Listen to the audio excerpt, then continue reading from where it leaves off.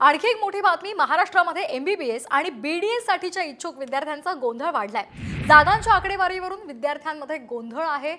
SCBC आरक्षणाअंतर्गत राखून ठेवलेल्या जागांची निर्धारित संख्या ही 10% कोट्यापेक्षा जास्त आहे आणि अशामध्येच एससीबीसी कोटा 2 अल्पसंख्याक संस्थांना लागू करण्यात आलाय।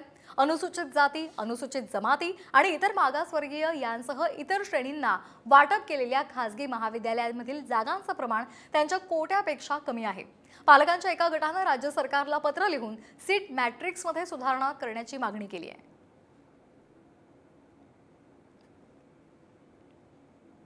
आणखी एक मोठी बातमी महाराष्ट्रामध्ये एमबीबीएस आणि बीडीएस साठीच्या इच्छुक विद्यार्थ्यांचा गोंधळ वाढलाय। जागांच्या आकडेवारीवरून विद्यार्थ्यांमध्ये गोंधळ आहे।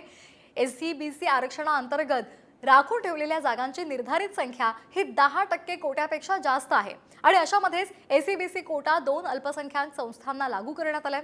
अनुसूचित जाती, अनुसूचित जमाती आणि इतर मागासवर्गीय यांसह इतर श्रेणींना वाटप केलेल्या खासगी महाविद्यालयांमधील जागांचं प्रमाण त्यांच्या कोट्यापेक्षा कमी आहे। पालकांच्या एका गटाने राज्य सरकारला पत्र लिहून सीट मॅट्रिक्समध्ये सुधारणा करण्याची मागणी केली आहे।